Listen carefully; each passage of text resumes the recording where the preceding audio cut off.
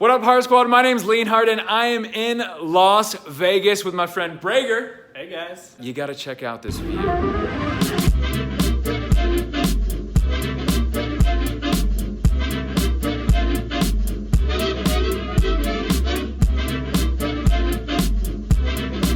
Okay, this view is incredible, Brager. I can't believe it. We're in Vegas. This is it. Did you invite somebody? No. Let's check who's at the door right now. Leon. It's Gary! It's Gary from Pawn Stars! What's going on? How you doing, brother? Good How to you see doing? you. All right. Oh my gosh, what a treat! This is my son, Jay. Hey, what's going on? You know, when I heard you were in town, I figured I'd bring over some stuff for you to show your community. Oh my gosh. Show the Heart Squad. So This is gonna be, are we gonna be opening this up? yeah, this is a fresh box just back from PSA. Oh my And gosh. and there's about 160 some odd PSA graded cards. Wait, come again? 167 graded Yes. cards Vintage. in this box. Vintage, Japanese, some English. Well, come on in. All Where are my right, manners? well, Come thank on in. Check out this place. You gotta check out this view over Well, here. what a wonderful view you got. Nice room. Yeah, but yeah, make yourselves comfortable and let's catch up. Okay. All right, Gary. Last time I saw you, we were in Dallas, Texas, my hometown. We are now on your home turf. Yes, we are. And Yes. it looks like you also got something else right there, right? Well, you know something? Last time we showed a couple of those nice cards, and I wanted to show all their brothers and sisters. They're brothers and Yes, sisters. they are. This is going to be an exciting thing to go through. It's part of my collection, and it's a very, very, very big part of my collection. Oh, this is a big part of your collection Yes, right it there? is. Yes. Okay. Value-wise.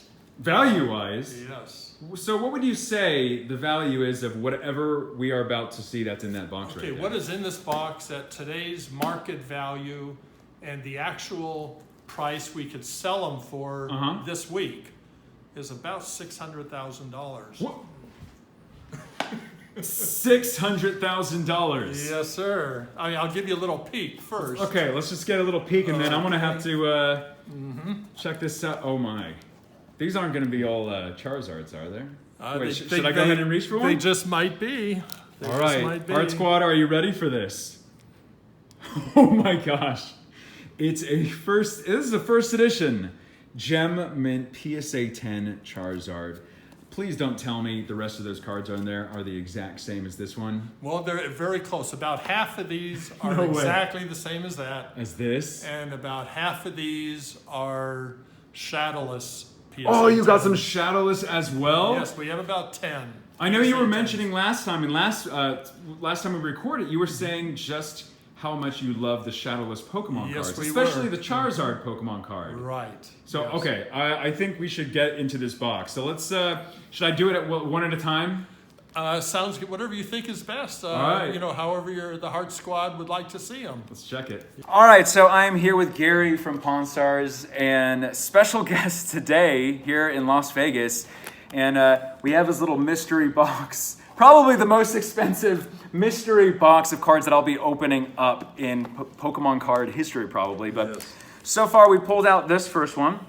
Just the first edition PSA 10 base set Charizard. And I'm going to go one by one, pulling out the cards from this box. And Gary, feel free to jump in at any time to let me know Okay. any background about these. Another first edition PSA 10. Yes. Well, I can tell you this. About over 15 years ago, I opened up a first edition base box. Okay, yeah. And- 2001. Okay. Yeah, 2001, 18 years ago. I opened up a box, pulled 3 first edition base Charizards. 3? And back then I was actually a sports collector, so I did a lot of business with PSA. Yeah. Well, I took those 3, I sent them into PSA, all 3 came back PSA 10s. Now that is super hard to believe. That's pretty hard to believe. But I actually have an eyewitness. Oh, you do? Yes, Joel Angle, who's in the Pokemon community. I was living at his house, and I had a store, an antique store. Okay. In Columbus, Ohio. Yeah. I opened it in front of him. He saw it. I can't believe and, that. Yeah, so are these? I have a. You know, that's a very good question. 1 or 2 or 3 could be, but I just don't completely remember. Because it's so many years ago. 18 years ago, I can't remember which ones go with which, Right, polls. yeah. So, well, it's safe to say we'll continue looking through this box and... you can see the serial numbers, though, are pretty old. Old serial numbers. Now they're up to 440. These are... So how do they do the serial numbers exactly? Is it just like once they do a card, it doesn't matter what it is, they put another serial number? Yeah, pretty much in order. In order? Pretty much in order. They do about 1 million cards a year. 1 million cards a year? 1 million cards a year. Oh my. And these days, Pokemon takes up a very good percentage of those. It used to be almost all sports, and Pokemon might be 1%. Yeah. Now, Pokemon is probably close to 20%. That's great. In fact, we have our own PSA Pokemon specials. They do, so they really recognized us. And I definitely love PSA card as well. Right. For grading Pokemon cards. Every single time I'm pulling out another card, it's another essentially $30,000 to $40,000 card for each of these. Right. Yes. So here, one sold 2 weeks ago for $40,000. Right. The ones before that were right in the 30,000 range. So. I did have to ask you. There's been some news articles recently about a first edition base set booster box that went on auction and sold. I don't know if it was either for $70,000 or $56,000. Right. Did you see anything about that? I can tell you this: Huggins and Smith, which is a auction house, a big sports auction house. Okay, I was not aware. This was last week. Okay. I wish I brought that magazine, their catalog, to show you.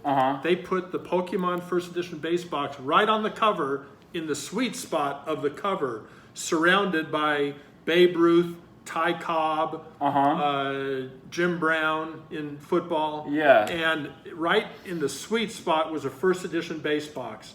That shows you how far Pokemon has come. That's great. It is great. And I know you've been a huge advocate to kind of getting the name out there as well. Ever since 1999, I've been an advocate for Pokemon. And anyway, with that box, that did sell on auction for $56,000, but the buyer had to pay a 23% premium to the auction house. Oh, wow. So 23% of 56,000, maybe you could add on another 13,000, something like that. So the buyer paid nearly $70,000 for a first edition base box. So that's incredible. Yes. Wow. And they were not guaranteed to even receive one of these. That's the thing. If you potentially open up the box, you're not probably going to get as lucky as you did that one time with the 3 Charizards. I never got that lucky before or after. That was a one of a kind. But if you do pull one of these first edition Charizards, and then what do you think the odds of, even if you decided to open up the box, is the risk of getting a factory error or an off-centered card more than actually you just pulling out a card and being like, I'm going to send it into PSA and it's going to get back a 10. I can feel confident about that. Would you feel it's worth it to even open it up, or if somebody was crazy enough to open up a box like that? Do you think that would be, or the odds statistically? I don't know. I can tell you this, that you figure to pull a Charizard, the odds say, since there's 12 hollows per box, you figure to pull one of these in whatever condition in 3 out of 4 boxes. Okay. So you might get 3 Charizards out of 4 boxes, the odds say. Of course, you could open 3 boxes in a row and get 0 Charizards. Or you could open up 1 box like I did and get 3 Charizards. Yeah. But when you average it out, it figures to about 3 Charizards per 4 boxes. Okay. Now, the value-wise, the chances of getting a 10, honestly, the first edition base set, they used new cutters when they cut the sheets for the booster packs. It was a brand new thing. Just over here, the idea from Japan. They had new blades. They cut beautifully. They cut really nicely. So actually, the first edition sets are the nicest. Really? Yeah. The shadowless, in Learn something new. turn, Yeah. had a little bit of a fall off because Okay. they had cut so many sheets that now they're on the shadowless sheets and not quite as sharp. And then they got to the unlimited, Oh, so the unlimited's like, ugh. and the unlimited is very difficult to get 10s. So Okay. there's always a little bit of silvering because the blades got a little bit duller. Right. And they were pumping them out so fast back then because of the popularity that they didn't take the time to change the blades. So wouldn't that technically make an unlimited, like Charizard holographic 10? Wouldn't that make that pretty pricey, or not really? In what way? Because you're saying it's very difficult since the blades and like the cuttering of the stuff for by the time it got to the unlimited print run, and it's hard to get a PSA 10 in an unlimited one. Yes. Wouldn't that make it a little bit more? Relatively so, it makes it relatively more expensive compared to a 9. Okay. In that, but the first edition is so Yeah. iconic and so far out there above everything else Right. that matters a little bit less. They were a little bit better condition because of the new blades, but still it's almost on a whole different level. It's almost out of a different discussion. Right. And now the shadowless is meeting It's getting in pretty that close. discussion. Yeah. Yes. And then the base unlimited, I'm sure in time will do the same. Right. Like so, I have in that auction I have on eBay, that that Oh, yeah, auction, the there's famous auction. there's 90 PSA 10s. 49 of those are PSA 10 base unlimited. 49. Yeah, of I have 49 of those. So, okay, 49 PSA 10s. That's incredible. Yeah, PSA 10 unlimited Charizards. Unlimited ones. Yes. Oh my gosh. All right, so I'm just reaching in this like grab bag special box, and every single time I'm pulling a card out, it's another first edition PSA 10 card. So another cool $30,000 to $40,000 right there, and just it is such an iconic card, Yes. and that's why I personally myself I have my own first edition PSA 10 I know you Charizard. do, and it's a beauty too. And it's a Real good gorgeous condition. card, and I see it. I used to have sealed booster boxes, like a lot of the Wizards of the Coast boxes, like Skyridge, Neo Destiny, all the E-Series boxes, and I sold all those boxes a while ago to help, so I was able to get the Charizard, because I just feel from a collector's standpoint, from a nostalgic standpoint as well, it's just that card it has a lot of meaning, and then also I believe from a collector's standpoint as well. That is the figurehead of the hobby. It's the figurehead of the hobby. Yes, it so, and right here I'm holding. And also, I want to say something about your Charizard. You know, there's ranges in quality even within the 10 parameters. There's a range. There's weak ones. There's medium ones. Or there's some like my pristine Beat Beckett's one. You know, that is superb. Yeah. I saw your Charizard. Yours is superb.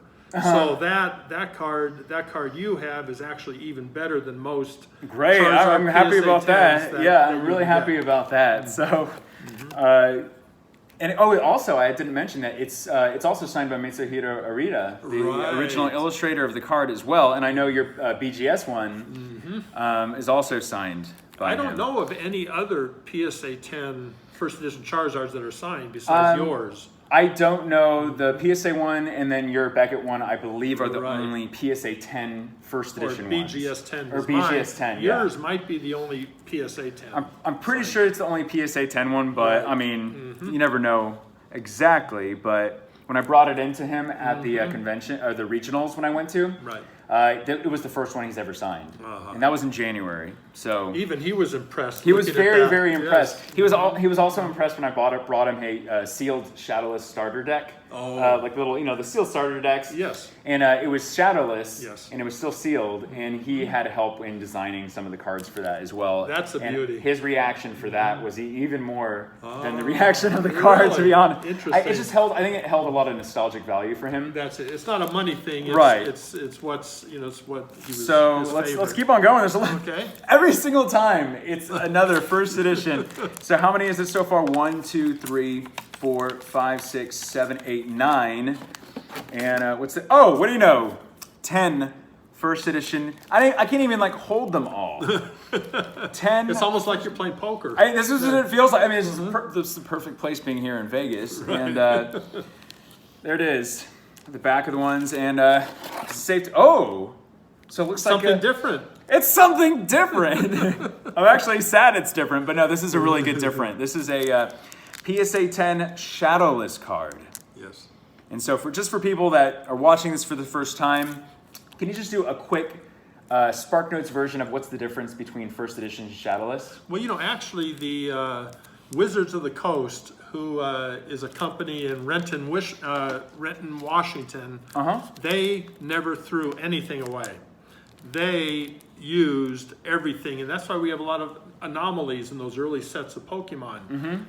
All the shadowless is part of the first edition sheets that you see. They were planning on doing a 10% first edition run and then a 90% unlimited run. Okay. Shadowless was simply unlimited to them back then, and they had some new artwork sheets coming, but they weren't there yet. Okay. So they had to get those out, and they sure as heck weren't going to waste anything. Right. So they used the first edition sheets and didn't stamp them and made that the first unlimited run. So these were meant to be first edition cards. Okay, but so this one right here. Since they hit their estimate of the 10%, first edition to unlimited, they hit what they figured was going to be the 10%. They stopped, and then they just started not putting the first edition stamp on those sheets that were meant to originally be first edition. I hope I'm not being too confusing there. Oh no, I'm just like drawn, like hearing it. It's just it's so great. You have so much knowledge about everything. And yeah, well, I was involved. I was, back at the end of 1998, I was actually, very involved in this. So I got a lot of word and a lot of stories from back then. Yeah. So, and I was in Washington a bunch, getting cards, swapping out cards. In Washington, okay. And also maybe a real quick story that's not very well known. Yeah. I had the... sometimes you would open up a base unlimited pack, and the card would be real badly cut, silvering, or maybe a little crease, or maybe a little extra cut, or terrible pack scratches in the hollow. And you could send those back to Wizards of the Coast, WotC, and they would send you replacements for them. Well, I did that with a couple cards with regular shadowed. Unlimited cards. I did that, and they returned shadowless cards to me. Oh, really? And so even incredibly, back then I was interested in shadowless, even in the very beginning, just because of the difference. Because of the difference, and, right. And so I started looking for problems with holo cards, sending them in, knowing that they were going to return shadowless cards, new ones to me. Yeah. And again, they have, they don't throw anything away, so they cut those up, put them in the replacement room as unlimited. And so I just kept sending, and they kept sending the shadowless back. I kept sending them. They kept sending shadowless back. And my stack just went higher and higher and higher until finally they ran out in the replacement room. Oh my gosh. And so that's why I ended up with so many shadowless cards. Mint, fresh, right from Wizards. Yeah. Yes. Gosh, man, these are great stories. Yeah. Like, if I want you to keep on any more stories, like keep on saying it, because it's just great hearing this from you. But these are all right here. These are all shadowless ones. So we have this massive stack. These were all the first edition ones. So far, these have been all shadowless, and 5 of them right here. All PSA 10s. All PSA 10s. So these are perfect condition, graded by PSA card. That's another one. First edition. I mean, a shadowless one. Now I'm getting them confused. I was holding so many first edition ones. But just holding this many. Never thought I'd be able to hold this many of them, but that's incredible. See, what do you know? It's another shadowless. And it looks like there's several more cards in here. So it's another shadowless one. And I'm seeing something else at the bottom of the box, and it looks a card you're familiar with. I am awfully, maybe a little bit familiar with that one. Oh gosh, look at this. So how many is this so far, or shadowless cards do you have? Is that 9 there? There's 3, 6, 7, 8, 9. So is this going to be another shadowless? Evened it out, 10. Yes. So you have 10 first edition, and you said this is like not even scratching your collection, right? Well, for these cards, it's I have a few more of the first edition base. That is all my shadowless, and a few more first edition base. Of course, my collection is a lot of other different kinds of cards. And pretty extensive. Yeah. So do you have do you have like other types of sealed boxes and stuff? I do have sealed boxes. I was never. I guess I never had the discipline not to open boxes. Right. Because I wasn't much of a sealed box collector. Yeah. But I do have a very amazing item, which I keep in my storage locker in Northern California, Sacramento, California. If I had it here, I would show you. Yeah. It is a case of first edition base boxes. Oh my. Yes. A case of first edition. A case of 6 boxes. 6 boxes. Now, I am not a pack collector. I'm not a box collector, a sealed product collector. Otherwise, back then, I would have saved and saved and saved, sealed product. You're like, it's a pack. It's meant to be opened up and see what you get inside. Yeah, I mean, I would get one and I would think, well, I'm going to keep one of each. And then all of a sudden, me and the kids would get together and say, let's open up that one. So we'd, go and tear them open them up. And that happened more times than once. So right. I didn't do very well with saving sealed product. Would you ever consider opening up those boxes, or is that like a time capsule kind of thing? No, I would never open that box. Never? I did open half the flap. Oh, okay. I don't know if I can, show you, but like, I can't really show you what it's like, but I opened up half of it this way, with it sealed this way, just so I could see what's on the inside. See what was on the inside, because back then I couldn't tell from the outside what was on the inside, besides being Pokemon base packs, boxes. So I did open up half, and then there's a flap here and a flap here. Okay. And so I was able to see that they were first edition boxes, and then I never touched them again. Smart. I just closed that half flap, and then that was the end of it. That one I did save. And speaking of this little box right here, let's take a look at this this card in here. Now the Heart Squad is going to be familiar. At least your old timers. Yeah. They're going to be familiar with this card. We are. They have seen it before. Okay, so now you may have. Okay, I guess the previous video that he was in. There it is. There it is. Ladies and gentlemen, actually, how much is this one worth now? Probably. That one is nearing 100,000, I would think. Oh my gosh! This one card right here. It is also signed by Mitsuhiro Arita, the illustrator of the card for the Pokemon card game. And it's a Beckett one, a Beckett 10. And it's signed on the case. It's all signed on the case, so it's not on the card itself. It's just on the case. But so y'all can get a closer look at that. Sorry if it's not totally in focus, but Beckett has the actual subgrades for this card. And it has a 10 in basically every single category. Centering is a 9.5, but even that, it's still is a gem mint centering, and everything else is so pristine. This card is essentially like the cream of the crop. This Beckett card. And this card was looked at very closely recently by by Scott Pratt. And he could not believe the beautiful condition that was in. Yeah. He looked with a magnifier, he checked all the corners, and he said, this is the nicest one he's ever seen. And I got to tell you, Leon, I think yours has a chance to do this. That'd be insane. Because yours is like pristine like this one. Yeah. And it might be, especially with you living in Dallas, which is where Beckett says it might be worth doing a little crossover check. Maybe. Yeah. That's a good idea. That's a really good idea because that's a big difference in price. That would make number 3, and then I have to find some way to get you to sell it to me.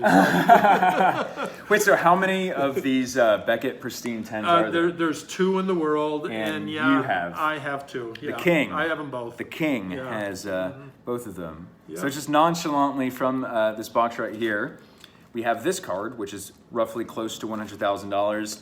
These are the Shadowless ones, so 10 Shadowless first edition Charizards.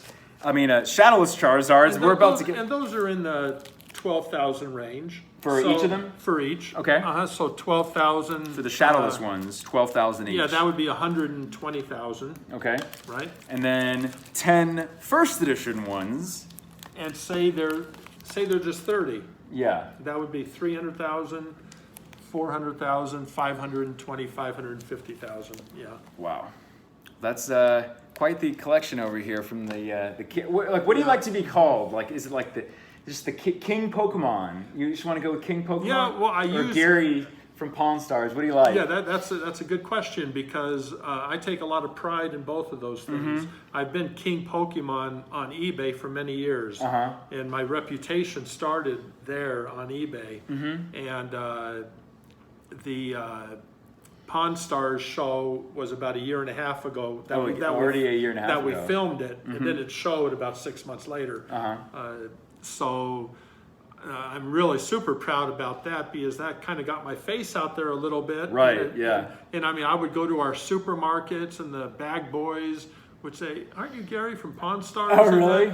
And I got such a kick out of that. Yeah. And that it's I take a lot of pride in that too. So I would answer to just about anything, but those two things certainly I would. All right. Or just Gary. Or just Gary. I was curious, since it's been several months since the last time we spoke, can you just kind of go into, especially all the big recent transactions, kind of like the recent State of the Union address for the Pokemon card game and Pokemon in general? I'll tell you something. It is so healthy. It is so healthy now. I mean, all the indicators are there for continued growth. Plus, there's some future things coming up. I can tell you this, I can't go into detail. This is, kind of a scoop, and when it happens, the Heart Squad is going to be able to look back to this day. So I can't go into detail, but I can tell you this, it's going to be just a short time in the future. There's going to be a huge deal. A huge transaction. Really? Yes, and it's going to hit 7 figures, and 7 figures. And this is going to be happening in the coming months. So I really can't say more than that. Okay, that's fine. But the Heart Squad is going to be able to look back on this day that's what Gary was talking about, and so you all are going to hear about it. That's for sure. Yeah, you're getting like a little sneak preview, Heart Squad. This is crazy. Yeah. All right. So that's going to add to the popularity. I'll tell you something. You in the Heart Squad has been major contributors to the popularity too. I mean, your numbers keep going up. The interest from the Heart Squad and the like, the interest is going up. And like families, the players are turning into collectors. Families are involved. Yeah, like you were going to say. It's a big thing. Is families involved? I mean, I get as many calls from parents as I do from young collectors. Oh, you do? Now, for me, just about everybody's young, but let's say in the 30s, 20s, teens, 20s, early 30s,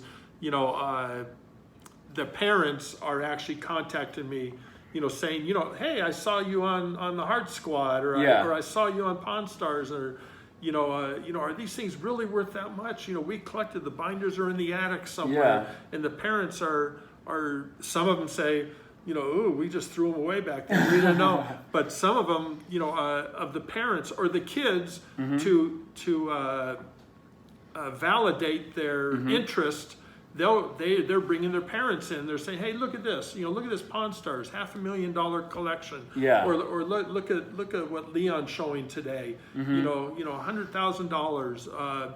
And then the parents who before would just poo-poo Pokemon. Yeah, right? yeah. They're like, now what? We got to go in the closet right now and find these cards. Now they're coming out and saying, are you serious? Is that real? And now it validates the kids. It validates their collections, and the parents are taking them more seriously. Right. And now what's happening? Those parents, kids get a lot of their collectible genes from their parents. Right. Those parents were collectors too, sports collectors, baseball cards and that. And now they see what's happening with their kids' interest, the Pokemon, and now they're getting into it. Now that's where the big money's coming in. They're the ones paying a lot of money. They're the ones, buying. I mean, this is my story, and this is happening all the time now. Yeah. So talk about adding to the health of our hobby. Bringing new people in and bringing the parents and bringing the families in, having amazing, channels like yours, Appreciate it. that is very, that is, just so authentic and so entertaining. And Thank you. And I mean, that's why this hobby is growing. And is there an end in sight? I don't see the end in sight. They're still producing Pokemon. They're doing some new things with the Pokemon Company in the future, like they do with Pokemon Go. There's some new things coming out in the future. Yeah, there's massive games coming out. Yes, and that'll get a lot of new people coming into either to getting like a Nintendo Switch, but then getting into, they release the new Pokemon card sets, which gets people interested in the new ones. And then there's always people asking me, I'm just starting to collect again. Do you have recommendations? I'd love to collect some of the older stuff as well. Yes. And that's where they come in, getting some of the vintage cards. That's right. And as long as that interest is there, they're going to keep producing sets. If they keep producing boxes, keep producing sets, those kids collecting those new ones today, in 10, 15 years, they're going to be the lawyers, the doctors. They're going to have all the money. They're going to buy those memories back. Right. So again, I think like we talked about one time before, it's going to be, that's going to carry over 10, 15 years into the future. And that time keeps extending and extending. Yeah. And so I would say there's a lot for us to be optimistic Great. about. I'm so happy to hear that. Yeah. Really happy to hear that. So I know we have this other box that I'm actually using as a stand right now, that in this box is what you said, it was like 160 something graded PSA cards? Yeah, I sent in an order. Okay. And I see when I heard you were in town and wanted to get together, I wanted to bring something, for you to show the Heart Squad. And I know you do a lot of openings that everybody gets a real thrill out of. And I thought, well, this is a little bit different. These are just PSA graded cards. And so I brought this box for you to open and show the Heart Squad. There's about 160 some odd cards. 160. There's a lot. It's all vintage. All vintage. It's all vintage. Yeah. It's all Jungles, Fossils, Team Rockets, and the majority are Japanese. Oh, they are. So these are from 1996, 1997, and 1998. It's for those vintage years in Japanese. Yeah. And I assure you that there is well over half of these cards, because they were just so beautiful, are going to be grading 10s, but we're going to have to wait and see that. When you open it up and show the Heart Squad, we'll see how many 10s there are. So, unfortunately, I hope they're not all 7s and 8s. Okay, now that I talked them up so much. Is there a specific card in there that you're really happy to see the score back, and but you're kind of nervous about, maybe, or not really? You're just like, we're going to open it, and you love them all. I love them all. There might be 2 or 3 or 4 cards that if they hit a 10, then they'd be a very nice amount. Okay. But I don't know. I don't know if those got those numbers. Maybe as we look at them together, some will pop up and we'll see. All right. Well, unfortunately, for this specific video, I didn't want to let it run too long. Because you had such amazing stuff to say, including this box full of all these graded cards. So what I'm going to do is we're going to stop this video, but then the next video that I post, which will be in like a day or two, is going to be when we're opening up this box. So be sure, Heart Squad, to subscribe to the channel and just be ready, because what's going to be inside of this box, I'm pretty excited about it. But for now, Gary, thank you so much. Thank you too. And Heart Squad, stay awesome, stay positive. We will see you in the next video.